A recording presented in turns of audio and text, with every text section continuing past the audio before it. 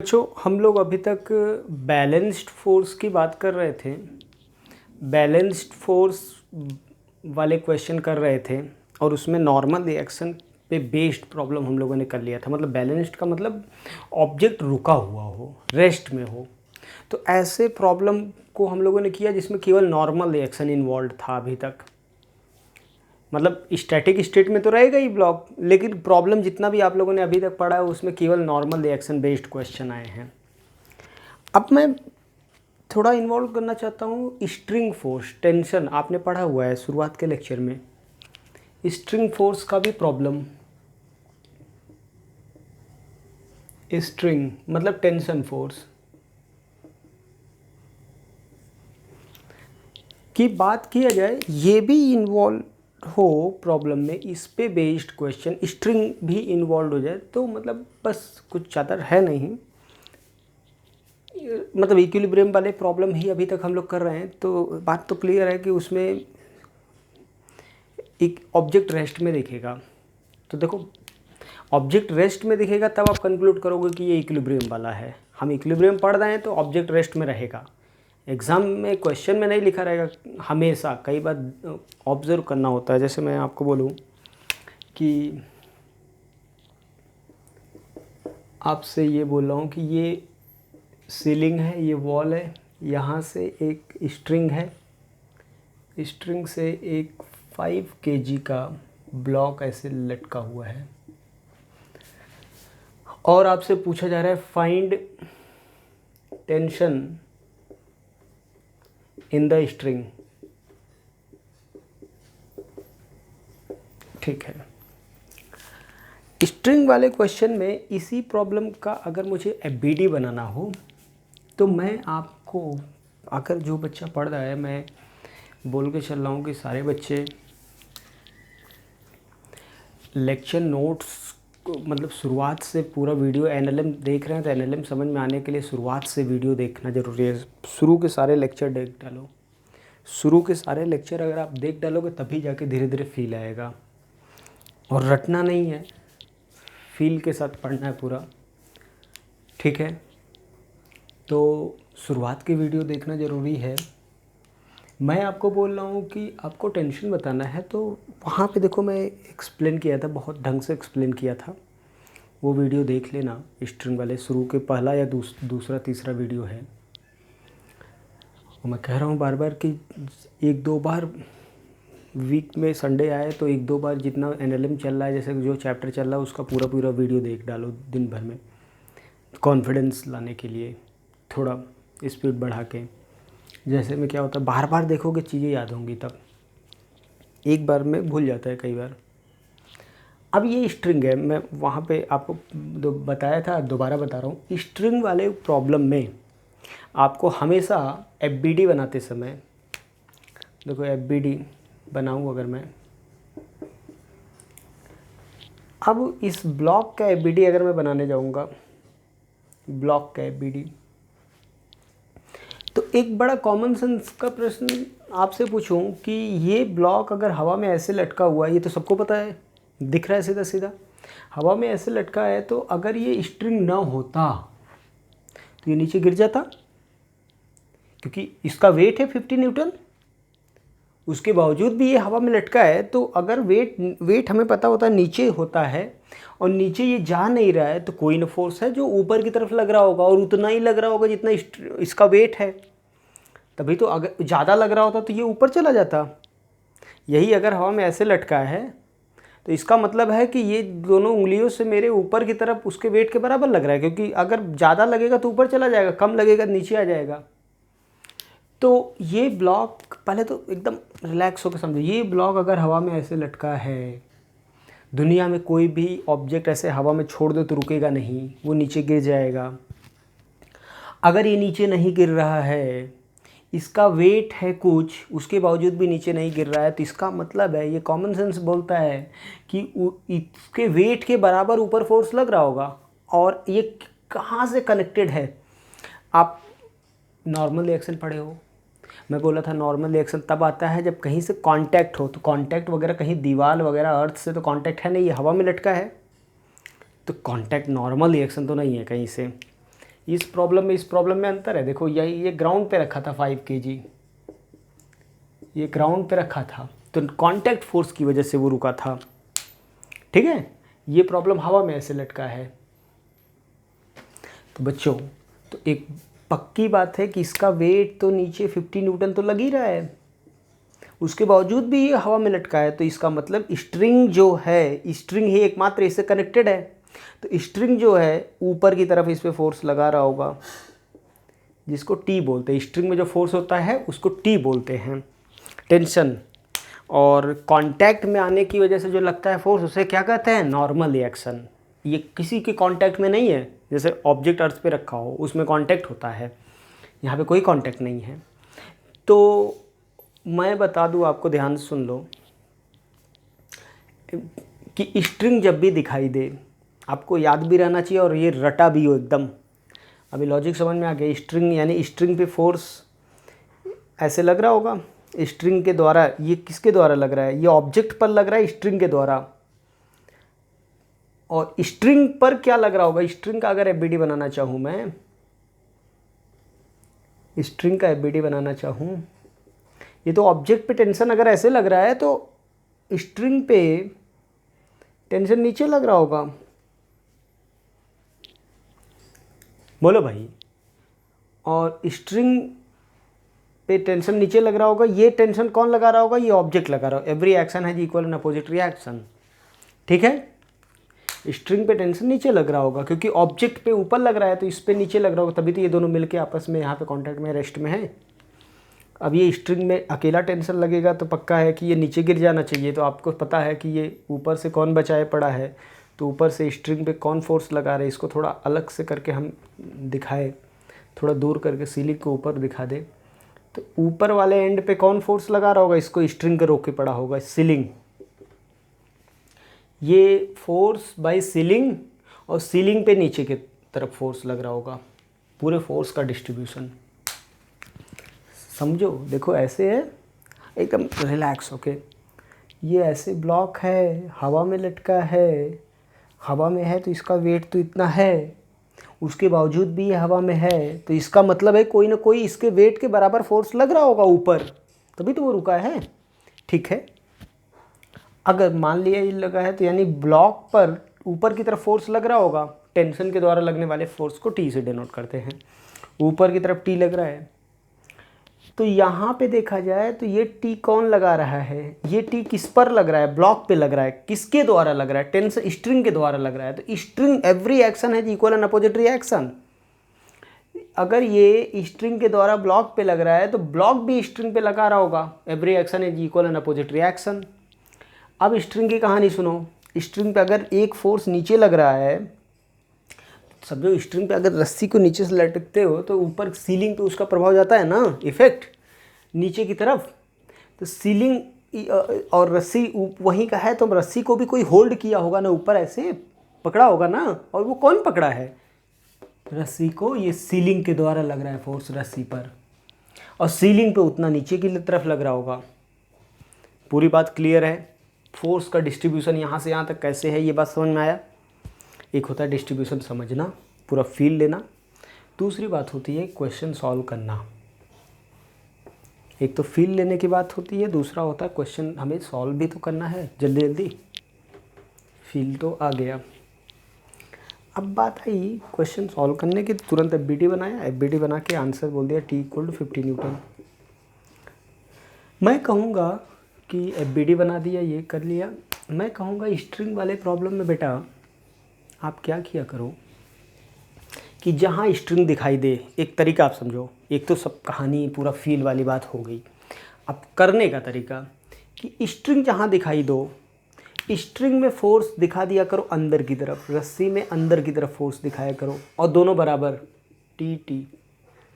ये टी जो है ये नीचे वाले ऑब्जेक्ट पे लगेगा, ये टी जो है ऊपर वाले ऑब्जेक्ट पे लगेगा। यहाँ आपने देखा ही था, देखो इस पे और सीलिंग पे नीचे की तरफ लग रहा था। ये स्ट्रिंग पे नहीं लग रहा है, ये स्ट्रिंग के द्वारा लगने वाले फोर्सेस को दिखाओ। ये कहीं भी रस्सी दिखाई दे, एक रस्सी के दो एंड होंगे, ये दोनों एंड के बीच में ऐसे टेंशन बना दिया करो हमेशा अंदर की तरफ। टेंशन फोर्स स्ट्रिंग पे हमेशा अंदर की तरफ ऐसे दिखा दिया करो। आँख बंद करके, कहीं भी रस्सी दिखाई दे, ऐसे दिखा दिया। अब ये वाला जो फोर्स होता है नीचे की तरफ, वो नीचे वाले ऑब्जेक्ट पे लगता है, ऊपर वाला ऊपर वाले पे लगता है। ऊपर क्या है, सीलिंग पे टी लग रहा है, ऑब्जेक्ट पे टी लग रहा है। अब ऑब्जेक्ट पे देखो तो ध्यान से इस ऑब्जेक्ट को देखो तो वेट कितना है 5 kg, तो नीचे की तरफ 50 न्यूटन, ऊपर उसका टेंशन टी, तुरंत आपने कर लिया। ठीक है, ये क्वेश्चन का आंसर हो गया।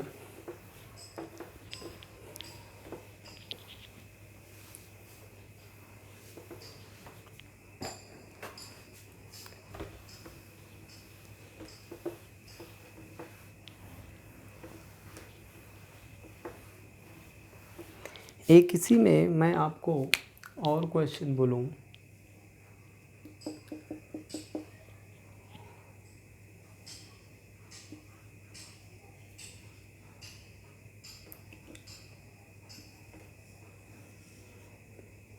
ये 4 kg, ये 6 kg, दो स्ट्रिंग हैं, स्ट्रिंग 1, स्ट्रिंग 2।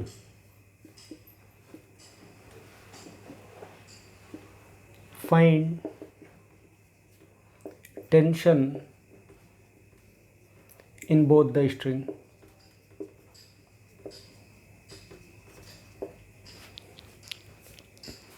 दोनों स्ट्रिंग्स में टेंशन बताइए। एक बार आप स्क्रीन को पॉज कीजिए और ट्राई कीजिए।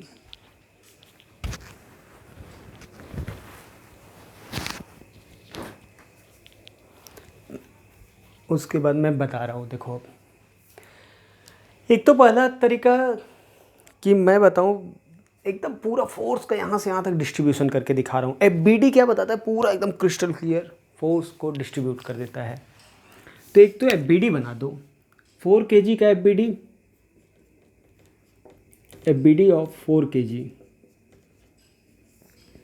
तो 4 kg पे बेटा स्ट्रिंग, ये वाला स्ट्रिंग फोर्स कैसे लगता है, इस वाले स्ट्रिंग में T1 मान लो, इस वाले स्ट्रिंग में T2 मान लो। मान लिया, मैंने बोला था ना अभी क्वेश्चन सॉल्व करने के लिए कि कभी भी स्ट्रिंग दिखाई दे जाए, ये एक स्ट्रिंग है, ये एक स्ट्रिंग है, दोनों एक नहीं है, दो स्ट्रिंग है, तो दोनों में टेंशन मानना होगा। तो टेंशन हमेशा मानने का तरीका, स्ट्रिंग में दोनों एंड से अंदर की तरफ फोर्स लगा दो। ये वाला फोर्स नीचे से इस वाले एंड से जो ऑब्जेक्ट है उस पर लग रहा है, ये वाला फोर्स ऊपर वाले एंड पे जो जुड़ा है उससे उस पर लगेगा। ये वाला फोर्स ऊपर वाले एंड पे जो जुड़ा है उस पे लगेगा ऑब्जेक्ट पे, ये वाला फोर्स नीचे वाले एंड से जो ऑब्जेक्ट जुड़ा है उस पे लगेगा। और अंदर की तरफ दिखा दो। इसमें दिमाग लगाने की ज़रूरत नहीं है। दिमाग लगाने वाला बात एक बार और देखना हो तो पिछले वीडियो को एक्सप्लेन कर लो, पिछले एग्जाम्पल को, और पिछला वीडियो हम आपको पूरा फील के साथ समझाए हैं। 4 kg का FBD बनाओगे तो FBD में एक बात मैं आपको बार बार बोला हूँ कि उसका वेट हमेशा नीचे बना दो बिना सोचे। ग्रेविटेशनल फोर्स 40 न्यूटन, और ये T ऊपर की तरफ लग ही रहा है। सॉरी, ये T1 दोनों एक ही होगा, गलती हो गया यहाँ, T1। और देखो इसी ऑब्जेक्ट पे शायद T2 भी लग रहा है, और T2 देखो नीचे की तरफ लग रहा है। और FBD ऑफ 6 kg, 6 kg का FBD देखोगे तो उसका वेट एक 60 न्यूटन और ऊपर की तरफ T2। ये पूरा FBD हो गया। अब ये दोनों ही ब्लॉक बोलने की ज़रूरत नहीं है, इक्विलिब्रियम वो दिख रहा है, रेस्ट में है, हवा में लटके हैं। हवा में लटके हैं तो किसी से कोई कांटेक्ट नहीं है, कांटेक्ट नहीं है तो नॉर्मल रिएक्शन की बात नहीं होगी। ठीक है, अब इस ब्लॉक को देखो तो आपको पता ही है नेट फोर्स 0 है, तो ऊपर की तरफ जितना लग रहा है उतना नीचे की तरफ। तो T2 की वैल्यू कितना आ गया 60 न्यूटन। इस पे ऊपर की तरफ कितना लग रहा है T1, नीचे की तरफ जितना लग रहा है ये दोनों 40 प्लस T2, T2 की वैल्यू 60 आया, तो T1 की वैल्यू हो गया 100 न्यूटन। ये आंसर हो गया। आपसे पूछे कल के दिन कि सीलिंग पे कितना फोर्स लग रहा है, तो सीलिंग पे T1 लग रहा है, T1 की वैल्यू 100 है। ठीक है, बात क्लियर भी है, इसमें कोई बात ही नहीं है कि भाई यहाँ पे देखोगे तो यहाँ के लिए 2-2 वेट लटके हैं, टोटल 10 केजी का लोड आएगा इस पे, और इस वाले स्ट्रिंग पे इसका लोड थोड़ी ना होगा। जैसे मैं इस बात को समझने के लिए मैं आपको समझाता हूँ।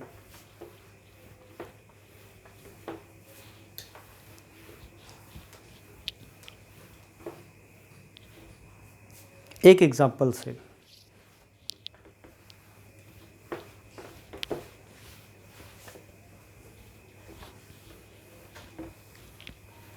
देखो बच्चों, एक एग्जांपल मैं आपके सामने रखूँगा कि एक सीलिंग है, सीलिंग से एक स्ट्रिंग ऐसे लटका है। क्या है ये? सीलिंग से एक रस्सी है ऐसे नीचे तक ऐसे लटका है, चलो ठीक है। एक इंसान है जो होल्ड किए हुए है रस्सी पे, ऐसे रस्सी के सारे ऐसे लटका है। तो ये इंसान मैं बना दे रहा हूँ,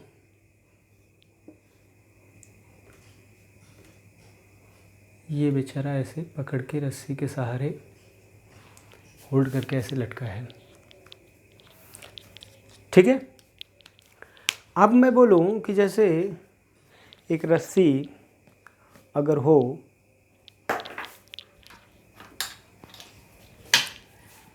जैसे मान लो ये रस्सी है, ध्यान समझना, ये मैं ऊपर से पकड़ा हूँ, रस्सी में टेंशन कितना है? 0 अभी।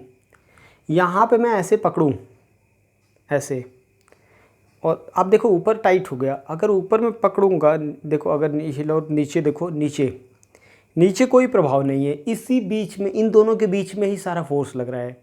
और आप जब रस्सी पकड़ के ऊपर चढ़ना होता है या होल्ड करना होता है, तो आप रस्सी को ऐसे पकड़ते हो और नीचे की तरफ खींचते हो।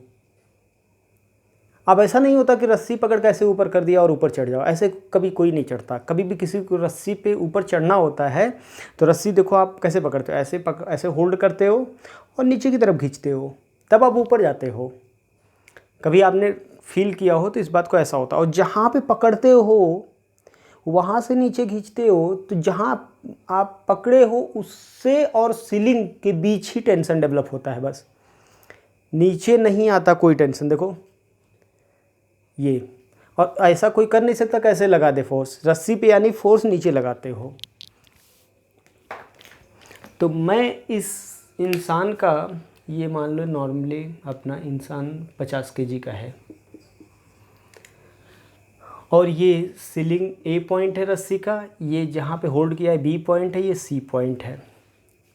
तो मैं पूछूं आपसे, find tension in the string.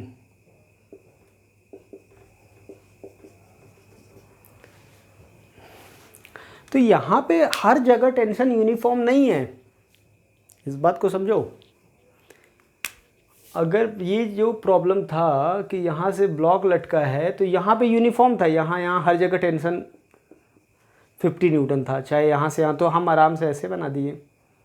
लेकिन क्योंकि ये एंड पे लगा था, लेकिन यहाँ पे यहाँ से यहाँ तक पूरा यूनिफॉर्म नहीं, क्योंकि यहाँ पे तो कोई टेंशन ही नहीं रहेगा, ये 0 टेंशन।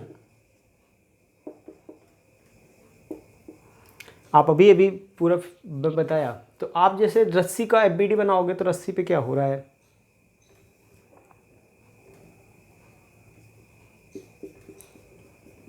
ये पॉइंट आपका बी है, बी पॉइंट पे आप फोर्स लगा रहे हो। तो जहाँ पे आपको मैं बताया आप कैसे पकड़ते हो, हमेशा ऐसे पकड़ता है कोई इंसान और नीचे की तरफ फोर्स लगाता है। तो ये रस्सी पे लगने वाला फोर्स नीचे टी बना दिया ऐसे। तो रस्सी पे अगर नीचे की तरफ फोर्स लगता है तो ये टी लग गया रस्सी पे इंसान के द्वारा जो फोर्स लग रहा है। तो एक बात तो समझ में आ गया, यहाँ से यहाँ तक रस्सी पे लगने वाला, जैसे इस रस्सी पे इंसान का काम, ये 5 केजी का ब्लॉक कर रहा है, ब्लॉक कितना लगा रहा है इस स्ट्रिंग पे टेंशन, देखो ब्लॉक इस स्ट्रिंग पे टेंशन लगा रहा है 50 न्यूटन। तभी तो स्ट्रिंग हम ऐसे बनाते हैं टी और ये 50 के बराबर करते हैं। तो इसके ऊपर स्ट्रिंग में टेंशन ये जो आदमी है उसका काम यहाँ पे 50 ब्लॉक कर रहा था, ब्लॉक इस एंड से पकड़ा था तो 50 नीचे बनाया उसका वेट। इस वेट को बैलेंस करने के लिए ऐसे ऐसे टी बनाते हैं हम लोग, और तभी ये दोनों बराबर होते थ्रू आउट द लेंथ। यहाँ पे भी वही चीज़, ये टी ये भी टी, तभी तो इसको बैलेंस कर रहा है ये स्ट्रिंग में। और यहाँ पे टेंशन, यानी टेंशन और ब्लॉक पे देखो क्या है, पहले इस इंसान का एफबीडी देखो,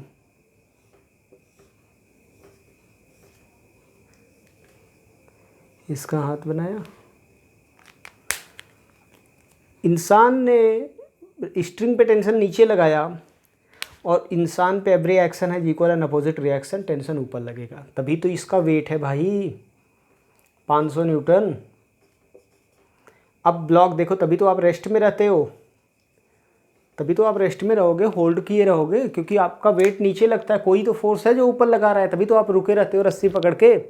रस्सी अगर आपको नीचे लगा दे फोर्स तो आप रुक कैसे सकते हो। तो ये दोनों बराबर हो गए, तो टी की वैल्यू 500 न्यूटन, ठीक है। और रस्सी में टेंशन बताना है तो ए से बी के बीच में tension between A to B वो 500 न्यूटन होगा, और tension between C to B 0। ये आंसर पूरा पूरा हो गया। मुझे लग रहा है यहाँ तक आप लोग को कोई कष्ट नहीं होगा, ठीक है, समझ में भी आया होगा। इसको बेटा देख लीजिएगा आप लोग। एक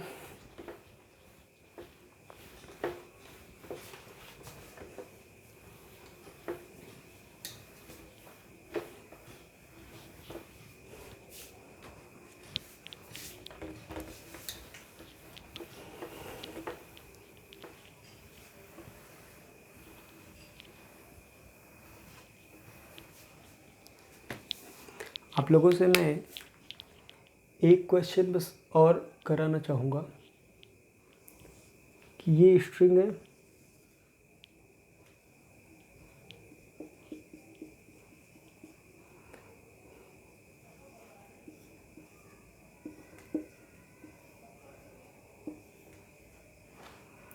एक ये है इंसान यहाँ पे, और यहाँ पे एक अपना इंसान और है, पतला दुबला है काफ़ी।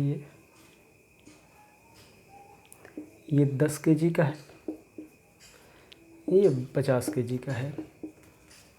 ये ए पॉइंट है, ये बी पॉइंट है, ये सी पॉइंट है, ये डी पॉइंट है। Fine tension through out the length.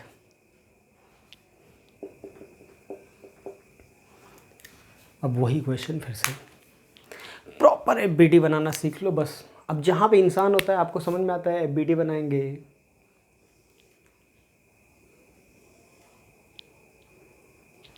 यहाँ पे बालक है तो इस बालक के हाथों पे टेंशन ऊपर लगेगा, T1 मान लो, उसका वेट है देखो 100 न्यूटन। यहाँ पे एक बालक है, इंसान है, इस पे टेंशन फोर्स उसके हाथों पे जो ऐसे पकड़ा है T2 लगेगा, और उसका वेट है कुछ 500 न्यूटन। इस जगह पे देखो, ध्यान से समझो, ये T2 ऊपर तो T2 नीचे लगेगा, इस जगह पे T1 ये ट्रांसफ़र करेगा, ये T1 ट्रांसफ़र करेगा, मतलब यहाँ से यहाँ तक T1 नहीं है, यहाँ से यहाँ तक T1 प्लस T2 दोनों का लोड है ना इसके ऊपर। भाई इस बीच में यहाँ पर कोई चीटा यहाँ पे बैठा दो, ये चीटा क्या बोलेगा, ये चीटा यही बोलेगा कि या मेरे रस्सी के नीचे 60 केजी पूरा लटका है। जितना नीचे लटका रहेगा उतना ही तो टेंशन रस्सी में आएगा। तो यहाँ से यहाँ तक के बीच देखो, यहाँ T2 है, नीचे कुछ नहीं है, 0। उसके बाद यहाँ पे टेंशन T1 तो था ही, प्लस T2 भी हो जाएगा। अब मैं आपको बोलूँ, रस्सी में ये इस जगह पे ऐड होने वाली बात हुई है। रस्सी का एफबीडी जो बनाते हैं, इस बीच में हमने बना दिया T2, और इस बीच में जो टेंशन बनेगा T1 T2 में जुड़ जाएगा, T1 प्लस T2, ठीक है। तो बस यानी B से C के बीच में FBD देखोगे, रस्सी का FBD, रस्सी में रस्सी वाले प्रॉब्लम ध्यान समझ लीजिएगा आप लोग। B और C 2 पॉइंट जहाँ जहाँ पे इंसान लगे हैं, यहाँ पे कितना फोर्स, कितना वेट लग रहा है नीचे, 500 न्यूटन, और यहाँ पे कितना और वेट जुड़ा, तो यहाँ से यहाँ के बीच इस जगह पे देखो 500 ये है ना, 500 ये है, तो इस बीच में 500 का फोर्स चाहिए ना, टी की वैल्यू 500, टी की वैल्यू 500। अब यहाँ पे एक एक्स्ट्रा 100 न्यूटन का जुड़ रहा है, तो इस बीच में मुझे कितना चाहिए, 600, इधर भी 600। रस्सी पे टोटल फोर्स ऐसे डिस्ट्रीब्यूशन करना हो जाएगा। ये उसी प्रकार है यार। अब ये क्वेश्चन है तो ऐसे ही जो अभी अभी किया था, याद आ रहा है, ऐसे हवा में लटका दो नीचे, तो इसमें तो कोई टेंशन रहेगा क्या, ऐसे हवा में लटका है 0,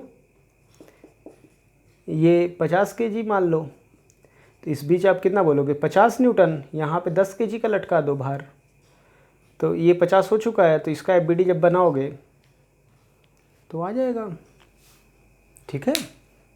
कोई कष्ट, इस बीच में कोई कहेगा कि सर कैसे FBD बनाएंगे, तो FBD इस जगह पे ऐसे बनाओगे, इस जगह पे नीचे की तरफ ऑलरेडी T2 लग ही रहा था, T2 कितना है 500, और एक एक्स्ट्रा जुड़ा T1 100, ऊपर की तरफ T3 600, ठीक है। तो चलो अगले टर्न पे हम लोग आगे बात करेंगे।